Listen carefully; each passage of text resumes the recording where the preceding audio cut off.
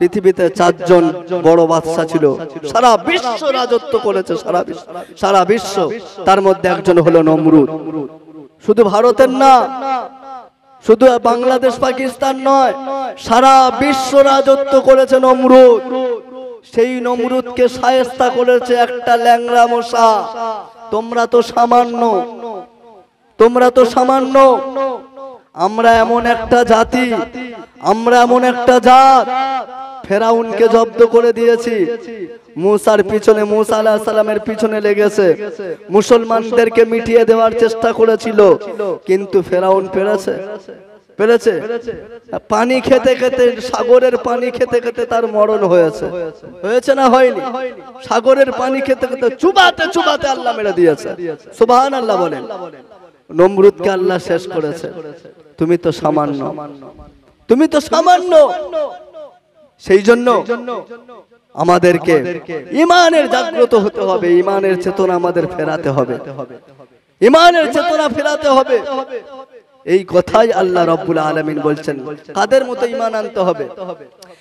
আল্লাহ রাব্বুল আলামিন বলেন, ইয়া আইয়ুহাল্লাযীনা আমানু আমিনু কামা আমানান নাস। জোরে বলেন আল্লাহু আকবার।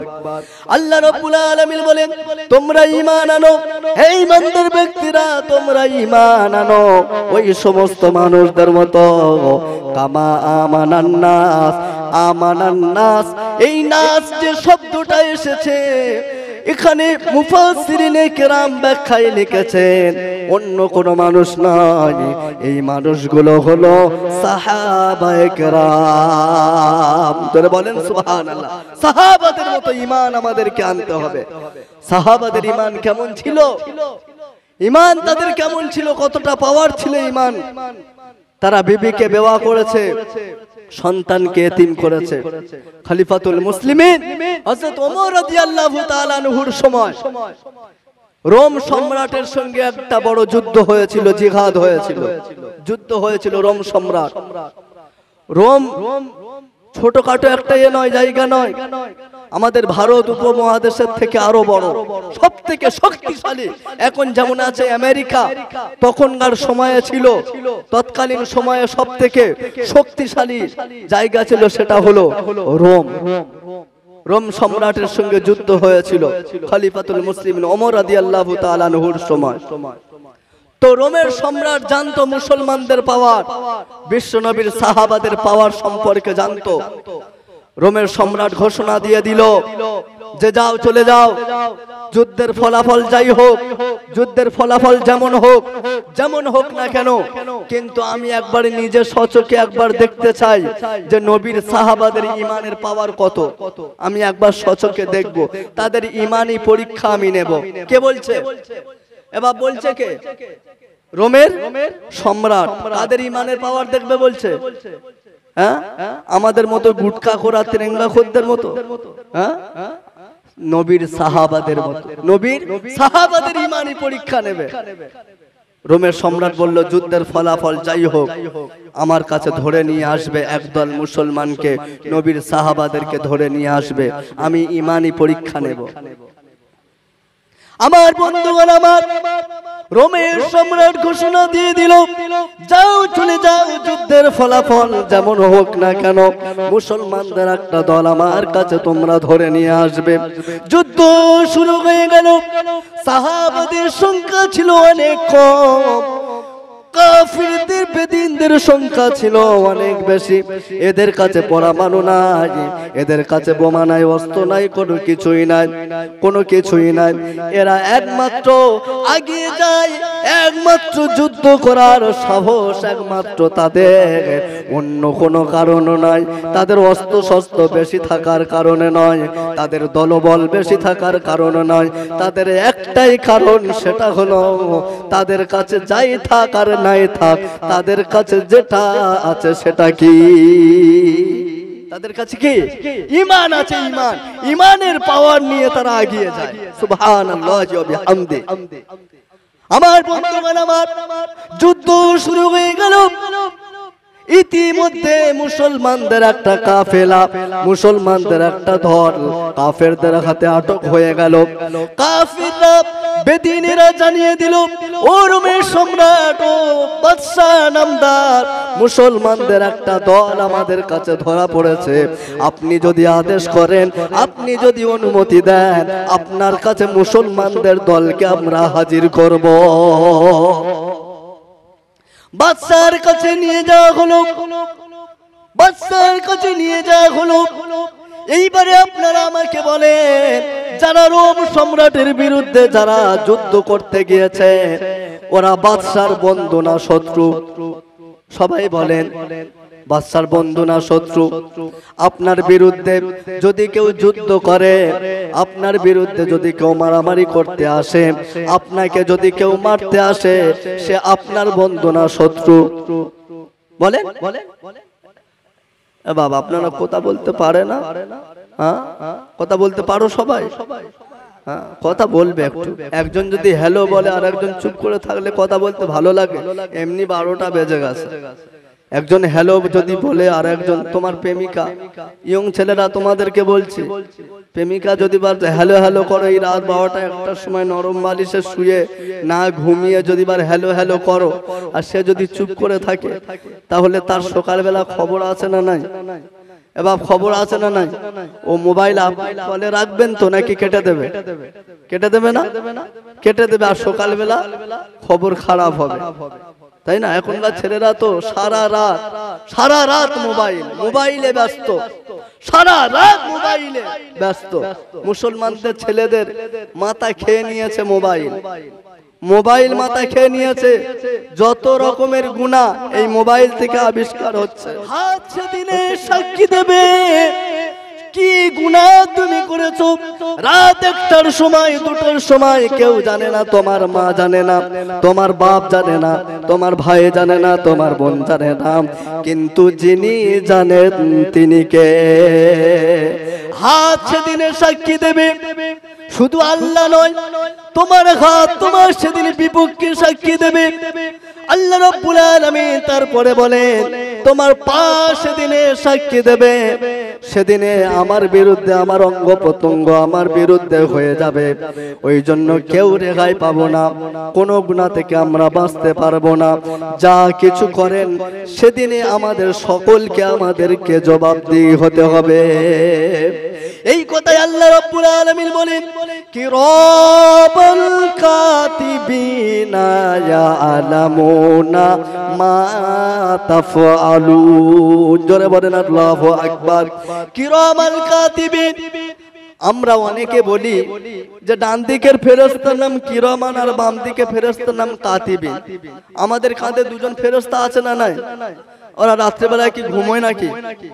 বাবারা রাত্রে ঘুমোয় না? আমরা যখন মোবাইল দেখি তখন মনে হচ্ছে ঘুমোয় নাকি? হ্যাঁ, তখন ঘুমোয়। বলে এখন চুপ কর, শুয়ে থাক, ঘুমাও, এখন একটু ঘুমিয়ে নে নাকি? আমাদের কাঁধে যে ফারিস্তা আছে, মুআজ্জাজ, সম্মানিত দুজন ফেরেশতা, সম্মানিত লেখক, 24 ঘন্টা আমরা যা করি সবকিছু যিনি লেখেন সেটা হলো ফারিস্তা। সবকিছু লেখেন। ডান দিকের ফেরেশতা ভালো আমলগুলো লেখে, বাম দিকের ফেরেশতা খারাপ আমলগুলো লেখে। যুবক ছেলেরা, তোমরা কি বলেছো, কি কথা বলেছো, কি করেছো, সবকিছু লেখা আছে, সবকিছু। এই যেমন ক্যামেরা হচ্ছে, কাল সকালবেলা চলে যাবে, ওই রকম আল্লাহ ক্যামেরা রেখেছে। ক্যামেরা সেদিনে সব দেখানো হবে, সেদিনে সব দেখানো হবে, সবকিছু দেখানো হবে। জান্নাতের মধ্যে আল্লাহ তাআলা ক্যামেরা চালু করে দেবে। ক্যামেরা, জান্নাতীরা জাহান্নামীদেরকে দেখতে পাবে, জান্নাতীরা জাহান্নামীদেরকে দেখতে পাবে। জাহান্নামীদেরকে ডাক দিয়ে বলবে, কি ব্যাপার, তোমরা জাহান্নামে এসেছো কেন? আল্লাহ রাব্বুল আলামিন বলেন, ফি জান্নাতি ইয়াতাসালুনা আনিল মুজরিমিনা মা সালাকাকুম ফি সাকর। সেদিনে জান্নাতীরা তারা জাহান্নামীদেরকে ডেকে বলবে, হে পাপিষ্ঠরা, হে মুজরিমরা, হে গুনাহগারেরা, হে জাহান্নামবাসীরা, তোমরা কেন জাহান্নামে এলে? তোমরা তো আমাদের পাশের ভাই, তোমরা তো সেই পাশের ভাই, তুমি তো সেই আব্দুল জব্বার, তুমি তো সেই আব্দুল সাত্তার, তুমি তো সেই আব্দুল করিম। আমরা দুজনে এক চায়ের দোকানে আমরা চা খেতাম, গল্প করতাম, তুমি বড় বড় ভাষণ দিতে, বড় বড় হাদিস তুমি ঝাড়তে, বড় বড় ফতোয়াবাজি দিতে, বড় বড় ফতোয়াবাজি চালাতে, ওলামাদের বিরুদ্ধে, ইমামের বিরুদ্ধে, মুরব্বিদের বিরুদ্ধে তুমি বড় বড় ফতোয়া দিতে। কিন্তু আজকের তুমি কেন জাহান্নামে তুমি এলে? জান্নাতীরা জাহান্নামীদেরকে সেদিনে জিজ্ঞাসা করবে, ক্যামেরা চালু হয়ে যাবে, জাহান্নামীরা সেদিনে একটা কথা বলবে, চারটে কারণ বলবে। তার মধ্যে এক নাম্বার, প্রথম যে কারণ জাহান্নামে যাওয়ার প্রথম যে কারণ, সেই কারণটা হলো তারা বলবে ক্বালু লাম নাকু মিনাল মুসাল্লিন।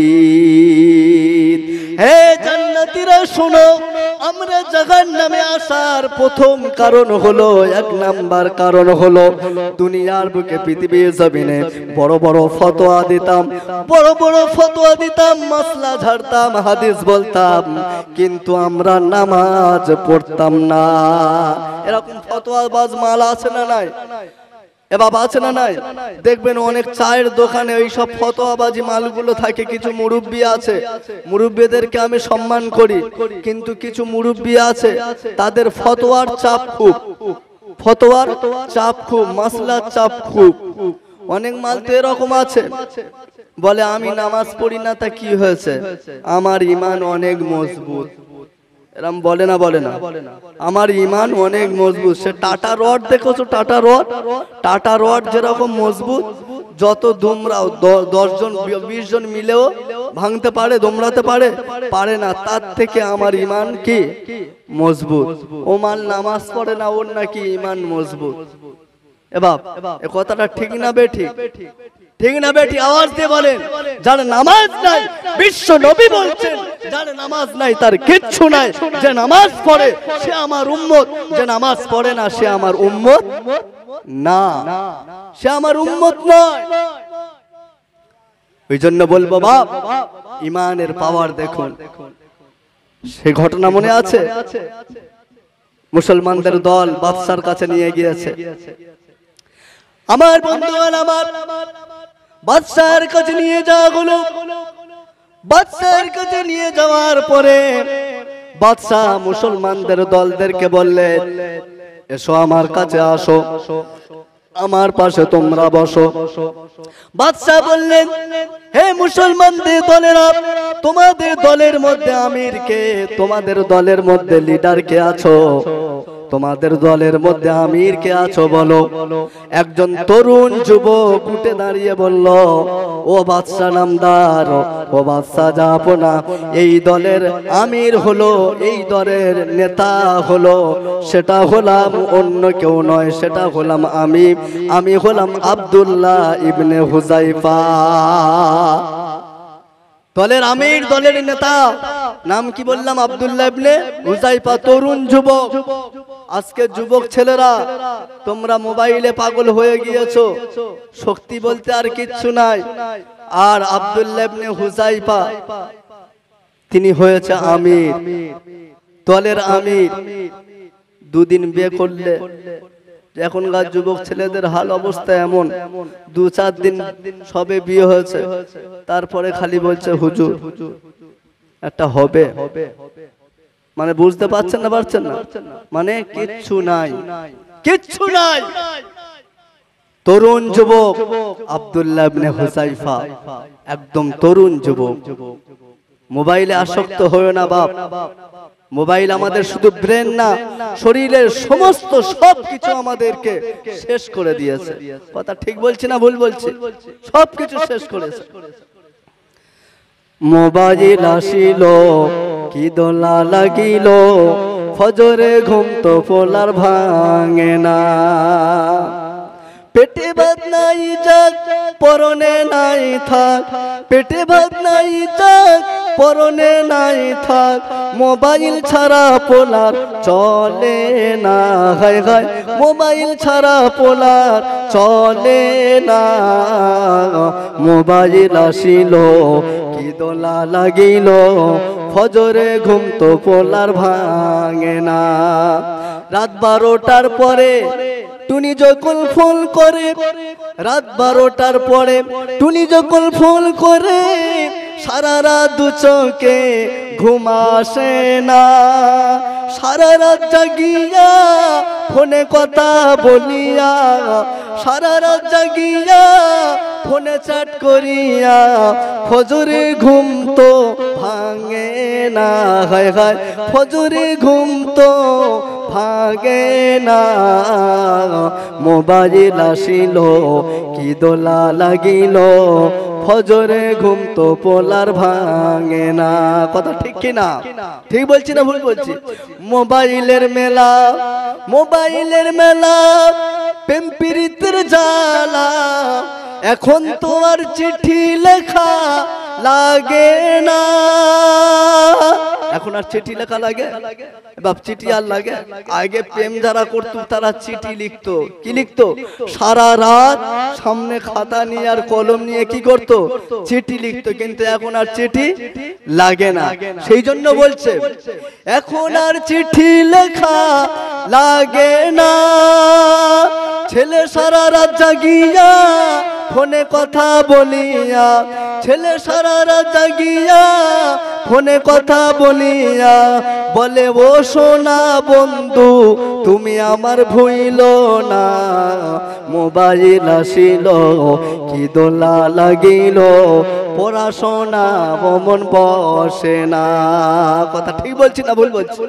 ওই জন্য বাপ ঈমানকে জাগ্রত করতে হবে।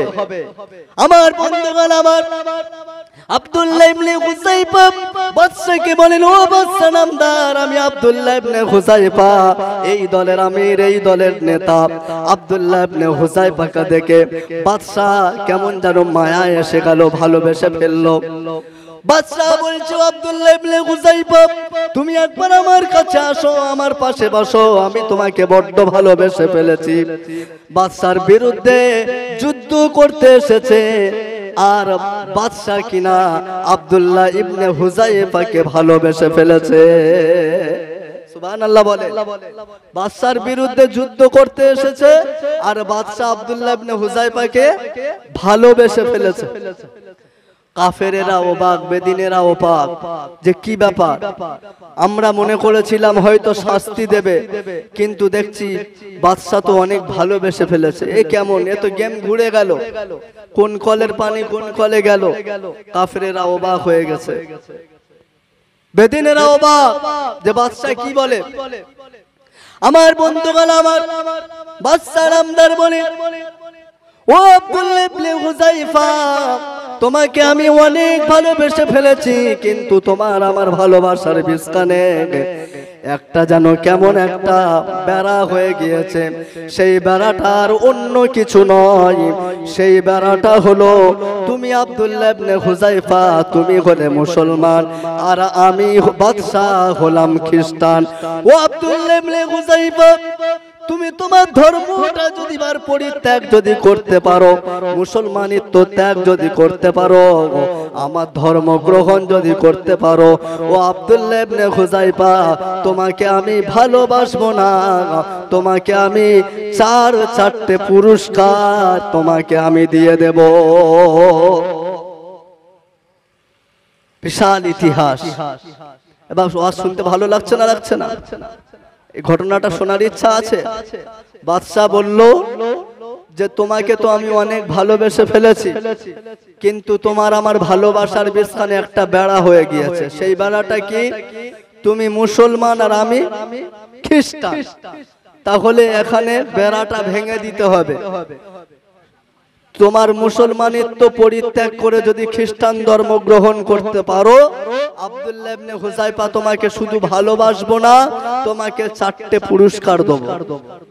চারটে পুরস্কার তোমাকে দেব, শুধু একটা শর্ত, ঈমান ত্যাগ করতে হবে। ঈমান কেমন ছিল দেখুন, কতটা ঈমান তাদের ছিল।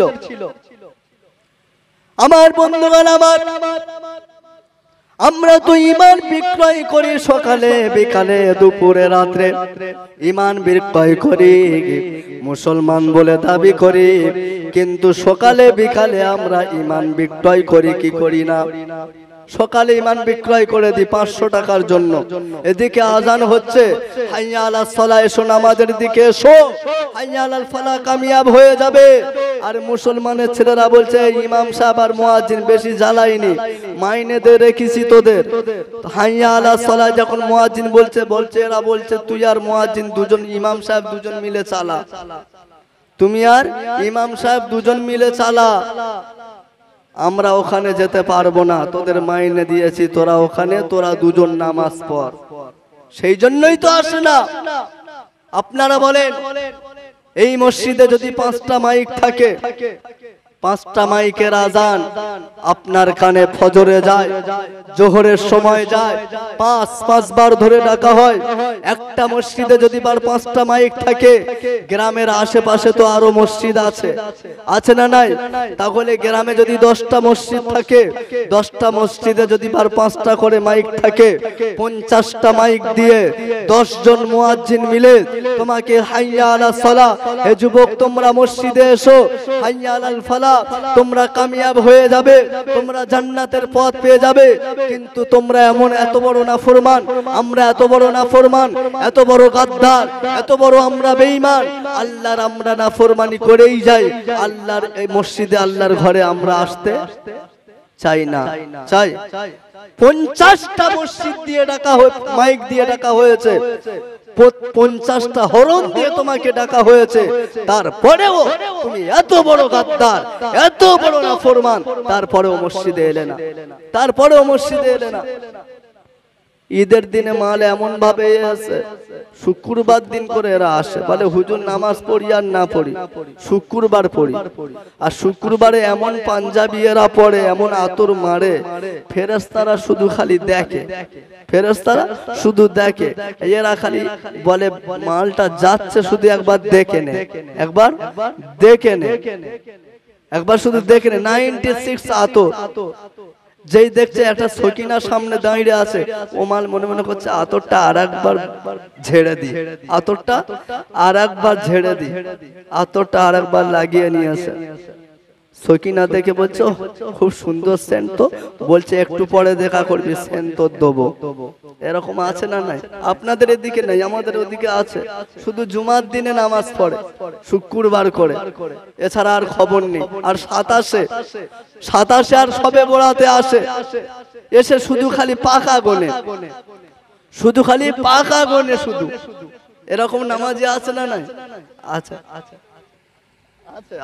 সব জায়গায় আছে। তাহলে এরকম যন্ত্র সব জায়গায় আছে, তাই না? সব জায়গায় আছে। তো যাই হোক, ওই জন্য আমাদেরকে মজবুত হতে হবে, ঈমানের পাওয়ার আমাদেরকে বাড়াতে হবে, ঈমানের পাওয়ার বাড়াতে হবে। আমার বন্ধুগণ আমার, হযরত আব্দুল্লাহ ইবনে হুযায়ফা রাদিয়াল্লাহু তাআলা আনহু ঈমান কিন্তু দেবে না, ঈমান ছাড়বে না। আব্দুল্লাহ ইবনে হুযায়ফাকে অফার দিল, তুমি যদি মুসলমানিত্ব পরিত্যাগ করে যদি খ্রিস্টান ধর্ম যদি গ্রহণ করো, ও আব্দুল্লাহ ইবনে হুযায়ফা, আমি তোমার এই রোম সাম্রাজ্য অর্ধেক রাজত্ব আমি বাদশাহ তোমার নামে লিখে দেব। এবারে আপনারা বলেন, সম্পদের লোভ আমাদের কম বেশি সবার আছে না নাই? এবার আছে না নাই? বাদশাহ প্রথম সম্পদের লোভ দেখালো, যে দেখি সম্পদের লোভ দেখাই। সম্পদের লোভ না থাকলে সামান্য 4 খোড়া জায়গার জন্য ভাই ভাইকে মারলে এরকম হয়? 4 খোড়ার জন্য ভাই ভাইকে মার্ডার করেছে, তাই না বাপ? ওই জন্য বাদশা কি করলো? সম্পদের লোভ দেখালো।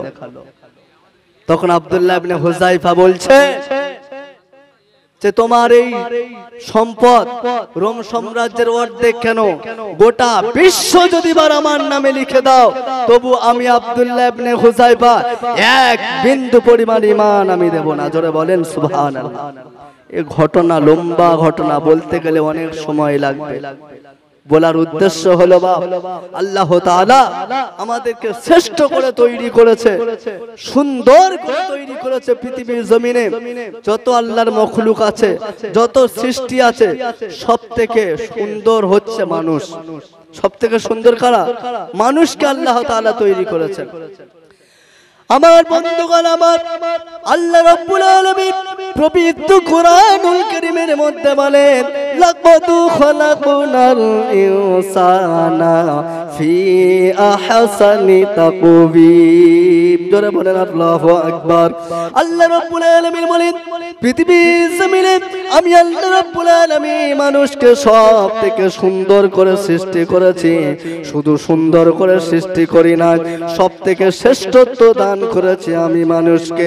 আল্লাহ রাব্বুল আলামিন বলেন, ওয়ালাকাদ কাররামনা বানি আদামা ওয়া হামালনাহুম ফিল বাররি ওয়াল বাহরি ওয়া রাযাকনাহুম মিনাত তাইয়্যিবাত। জোরে বলেন আল্লাহু আকবার।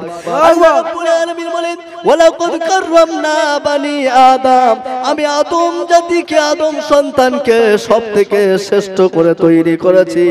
আমরা হলাম সুন্দর, আমরা হলাম শ্রেষ্ঠ। আমাদের কাছে সবাই হার মানে, সবাই আমাদের কাছে হার মানে। শ্রেষ্ঠত্বর দিকেও আমরা আগে। আমাদের থেকে শক্তিশালী রয়্যাল বেঙ্গল টাইগার, বড় বড় পশু আছে, কিন্তু সবাই আমাদের কাছে মাথা নত করেছে না করে নাই? করেছে না করে নাই? দেখে না, গরুর শক্তি বেশি না মানুষের শক্তি বেশি? বলেন, বড় বড় যে মোষ কুরবানির সময় আমরা প্রত্যেক বছর ফেলি, আমার শক্তি বেশি না মোষের শক্তি বেশি? মোষের। কিন্তু আমাদের বুদ্ধি, আমাদের শ্রেষ্ঠত্বের জন্য তারা আমাদের কাছে মাথা নত করেছে না করে নাই? করেছে। তাহলে আল্লাহ তাআলা আমাদেরকে সুন্দর করেছে, শ্রেষ্ঠ করেছে কেন? কিসের জন্য? একটাই কারণ, ওমা খালাকতুল জিন্না ওয়াল ইনসা ইল্লা লিয়াবুদুন। কোরআন শরীফের পারা নাম্বার 27, সূরার নাম সূরাতুজ জারিয়াত, পৃষ্ঠা নাম্বার 2, আয়াত নাম্বার 56, ডান দিকের পৃষ্ঠা। আল্লাহ তাআলা বলেন, ওমা খালাকতুল জিন্না ওয়াল ইনসা ইল্লা লিয়াবুদুন। জিন জাতিকে আর মানব জাতিকে, ইনসান জাতিকে আমি আল্লাহ তাআলা তৈরি করেছি ইবাদতের জন্য। কিসের জন্য? ইবাদতের জন্য। ওই জন্য আমাদেরকে ইবাদত বান্দেগি করতে হবে। আর এই ইবাদত বান্দেগি কোথায় করব? ঘরে? কোথায় করব? মন্দিরে? কোথায় করব? মসজিদ। এই মসজিদ আপনাদের জন্য করা হয়েছে, মসজিদ নির্মাণ করা হচ্ছে। আল্লাহ তাআলা বলেন, ইন্নামা ইয়ামুরু মাসাজিদাল্লাহ মান আমানা বিল্লাহ ওয়াল ইয়াউমিল আখির। এই মসজিদ যে নির্মাণ করা হচ্ছে, এর জন্য আমরা খুশি না বেজার? সবাই খুশি না? সবাই খুশি না? সবাই খুশি। তাহলে এই মসজিদ নির্মাণ করা হচ্ছে। আল্লাহ তাআলা, এই ঘরটা হলো বাইতুল্লাহ, আল্লাহর ঘর। মসজিদ নির্মাণ করা শুধু আমাদের কাজ নয়, প্রত্যেকটা নবী, প্রত্যেকটা রাসূল, প্রত্যেকটা পয়গম্বর মসজিদ নির্মাণ করেছে। জোরে বলেন সুবহানাল্লাহ। মসজিদ নির্মাণ করা হলো নবীদের কাজ, নবীদের কাজ। বিশ্ব নবী সাল্লাল্লাহু আলাইহি ওয়াসাল্লাম যেখানে যেখানে গিয়েছেন, তিনি মসজিদ তৈরি করেছেন। মসজিদে নববী, মসজিদে কুবা আল্লাহ রাসূল সাল্লাল্লাহু আলাইহি ওয়াসাল্লাম তৈরি করেছেন। এমনি করে হযরতে সুলাইমান আলাইহিস সালাতু ওয়াস সালাম এবং দাউদ আলাইহিস সালাতু ওয়াস সালাম মসজিদ তৈরি করেছেন। সে মসজিদের নাম হলো বাইতুল মুকাদ্দাস। পৃথিবীর জমিনে শ্রেষ্ঠ তিনটে মসজিদ আছে। এক হলো মসজিদে হারাম, এক হলো মসজিদে হারাম, যেটা কাবা শরীফ বলে। কাবা শরীফ, কাবা শরীফ ওটা কি? পৃথিবীর জমিনে ওটা একটা মসজিদ, ওটা আল্লাহর ঘর, ওখানে নামাজ পড়া হয়। শুধু তাই নয়, তৃতীয় হলো মসজিদে নববী। মসজিদে নববী তৃতীয় নাম্বার হলো যেটা হযরত সুলাইমান আলাইহিস সালাতু ওয়াস সালাম তিনি করেছেন, সেটা হলো বাইতুল মুকাদ্দাস। পৃথিবীর মুসলমানদের কি প্রথম কিবলা, প্রথম কিবলা বাইতুল মুকাদ্দাস। তো মসজিদ নির্মাণ করা হলো নবীদের কাজ। আমরা সেই মসজিদ, আপনাদের গ্রামের মানুষেরা সেই মসজিদ নির্মাণ করেছেন। ওই সব থেকে ভালো আমল আর কি হতে পারে?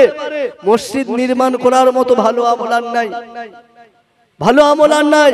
মসজিদ যতদিন থাকবে, যতদিন থাকবে আপনি সওয়াব পেয়ে যাবেন। মসজিদের নামাজিরা, মুসল্লিরা তারা সাজদা দেবে, আপনি সাজদার সওয়াব পাবেন। রুকু করবে, রুকুর সওয়াব আপনি পেয়ে যাবেন।